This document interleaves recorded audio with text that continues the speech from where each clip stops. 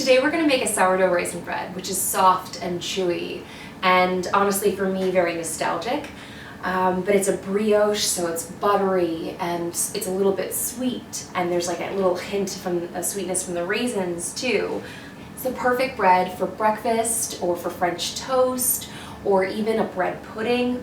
Ooh, yeah, that'd be really yummy. Honestly, you can't go wrong. You could just eat it too. So the first step in our sourdough raisin bread is what's called a sponge, which is just a bread term for one type of pre-ferment, where you take some of the flour from the recipe and then you add all of the yeast, and in our case also sourdough starter, with some water and honey to give the yeast a kickstart. So we're kind of letting them have a little party before we mix the final dough, and we expect it to proof and rise and be shaped. And that will make the whole process go faster, but also it will add additional flavor from that, like a little bit of pre-fermentation. So, step one, we'll take our yeast. This is dry active. You can omit the dry active yeast in this recipe, but you're going to need to wait longer. It's going to take longer for the dough to rise and for every single step. So I like to give it a little kickstart with yeast. And then this is warm water. I'm going to break up any clumps that are in here. Right now we're just dissolving the yeast. We're not actually trying to get it to bubble or anything. We just want to make sure it's hydrated. So we put it in with the water first. And then I like to add my sourdough starter. So this is a liquid levain, which you'll remember means that there's 125% water to flour. I'm going to put all of that in here. And then we have our honey. So I like to scale my honey into like a little packet, and that way if there's no waste, it doesn't get stuck in the bowl. You can spray with like Pam or something, but I still find that there's still waste. So then I just kind of boop. And then we have our flour. So this is a portion of the flour that's going to go into the total dough, right on top. I'm going to mix this with my hands. You don't have to. It doesn't really bother me, but I find that it's more efficient. I'm going to make sure that there's no big clumps in here. So that's your sponge. We're going to cover with plastic wrap and then let it sit at room temperature for like 20 to 30 minutes. So our sponge is ready. It's been about 25, 30 minutes. I wanted to wait until there was a little bit more like larger bubbles on the surface. And that's how you know it's definitely ready. So I'm going to combine the rest of the ingredients for the dough in my stand mixer here. Add the remaining flour, milk powder, salt, and then we're going to mix this on low to incorporate.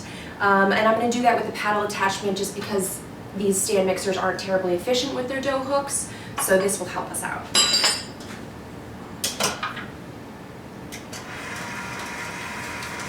So once I don't have any more chunks of flour in here, then I'm going to switch to the dough hook. Place that hook attachment. So we are going to mix this on medium. So every so often while it's mixing, you want to turn it off and check to make sure and see if the gluten has developed at all. So then I just grab a piece of it. So you want to get a big enough piece that you can work with it, but not so big that it, is difficult to hold.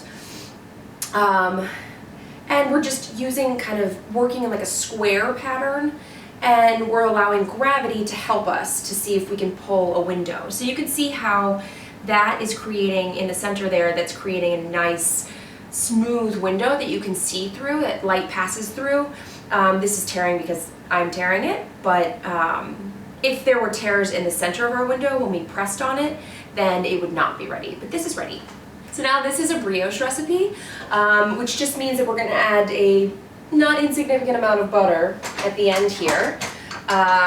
So we're going to add our butter first, and then we'll incorporate our raisins. So I just go ahead and plop all of that in there that's cold and cubed, and then we're going to mix this on low until all of the butter is incorporated into the dough and you don't see any pieces and it doesn't look like greasy. So our butter has been incorporated. You have a nice smooth dough in there. And the last thing we're gonna do is add our raisins. Yes, this is a lot of raisins, but don't you hate raisin bread without like an egregious amount of raisins? I do. So, in go the raisins, and then we'll mix it on low until all the raisins have been combined into the dough and there aren't like tons of raisins just popping out on the surface. Okay, so our raisins have been pretty much all incorporated into the dough. There's some that are still hanging out on the outside, and that's just because we have a lot of raisins in this bread. So we are gonna take our dough and we're gonna put it in an oiled bowl. You can spray with Pam if you'd like. I like to just go ahead and give it a little swirl of, this is just canola oil. Take your bowl scraper, scrape around the inside of your bowl, pull it up. Whoops. So you can see that there's some raisins doing whatever they want. You don't have to make this into a ball, it's not crucial. I'm just trying to get the last of the raisins inside my dough and not on the outside. And that's the only reason that I'm kind of playing with this at this moment. But you can just plop it in the bowl if you like so. And then we'll cover this up and we'll put it in a warm place to proof until it's doubled. So I'm gonna check it in like 45 minutes. So you can see that our sourdough raisin bread has doubled and we are ready to shape it. Go ahead and grab some flour, dust the top of your dough, and then we are going to dust our surface. Great, so now we have a nice even coating of flour on our surface, and we are going to dump out our loaf, our dough. Sorry. Dump out your dough. So give a light dusting on the top, just because it's a little bit sticky. Okay. And then we're going to divide this into two. Eyeball it. So our final shape is going to be a log because we're going to bake it in a loaf pan. If we pre-shape to a log right now, then the final shape is going to be super long because this dough is super happy and flexible and loose. So we're going to shape it into a round. We're going to pre-shape it to a round, and then our final shape will be a log.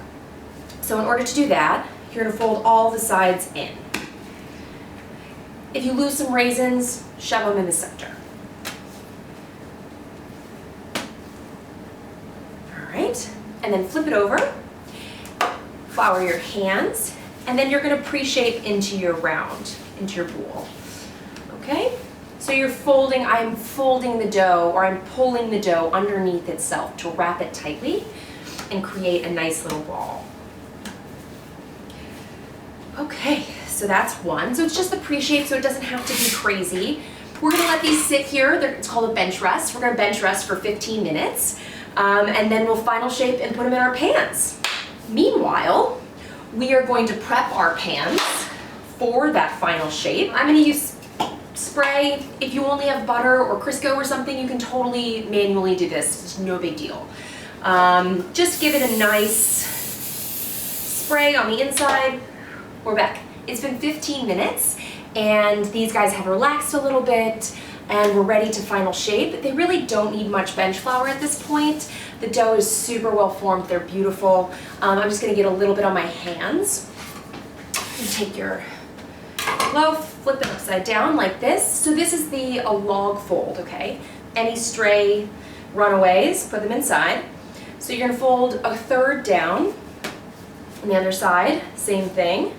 A third down, boop. And then you're gonna do what's called a thumb fold. So we'll stretch this way, we'll fold over, and then we will fold around our thumb. I am making a motion like this. So I'm taking the dough and rolling it into itself, and then I am sealing it, okay? Now, at this point, you want to make sure that it is not going to be any longer than your pan. You do want to make sure that it is nicely sealed. This dough has a lot of butter, so it's, it's going to be a little resistant to its sealing process, but you want to make sure that it does seal. and that it does hold its shape in a nice log. And then you'll roll it and place it into its final destination. Happy loaf and a happy home. Okay, so now you can see we've got our 2 loaves that are ready to final proof in their pans. I'm gonna put these back in my warm spot. I do have a proof setting on my oven, which is what I'm using, so I'm not gonna cover them, but if you are gonna leave them out, you might just wanna give them a little plastic wrap, a gentle plastic wrap layer. These will probably proof probably another hour, but we'll check in 30 just to see. So you can see that our sourdough raisin bread is ready to bake. I've preheated the oven to 350 degrees in a convection oven. And you can see that the dough has risen above the top of the container, and if you touch it, it feels light and airy inside. You don't want to be like smooshing it or anything, but you can give it a little feel. And then before we put it in, we are just going to brush the top of the loaf with a little bit of butter. You could also use egg wash, so just a beaten egg, which will give it a nice brown color also. Just make sure that you're gentle. If you are using egg wash, make sure that you're careful that you don't drip a ton down the sides, because it will stick to the pan. So we're going to pop these in the oven, 350 convection. We'll probably bake them about 20-25 minutes. Oven. So, yay! It looks like our sourdough is done. So one of the best ways to test a bread to see if it's done is by stabbing it with a thermometer. So this is an instant read thermometer. And then we're gonna try and find like an out of the way spot to stab it. This one's actually uglier, so I'm gonna try this one. And you wanna get to the center. My loaf is actually, so it looks like it's done, right? But it's not, because it actually is reading 125 degrees Fahrenheit. And we want enriched dough to reach 186. So I'm gonna take that out. Oh, and you can see there's like a touch of dough on here, which wouldn't happen if it were fully cooked. So, fun tip there. I'm gonna put these back in the oven. Don't want them to cool down too much, so pause that thought. I pulled them out of the oven after an additional 10 minutes and used the instant read thermometer in about the same place to test the temperature of the inside. And it quickly rose to 186. And so I know that these are fully baked. These have cooled about 10 minutes in the pan. And then, so I'm gonna turn them out. There we go. And then quickly turn it back over. Ooh, yes, that's a loaf. So you don't want to let it sit on its top too long. It is still very hot, and so it will smoosh. You do want to make sure, the reason you let it cool for 10 minutes in the pan is because you want the crust to set a little bit and the crumb to set so that it doesn't immediately smoosh. So our loaf is ready to be cut, and I'm so excited. I can't wait to try it. Whew. Brace yourselves.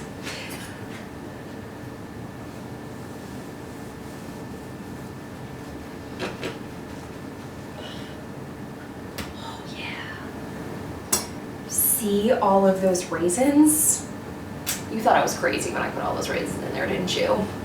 This is why, because you want raisins in every bite.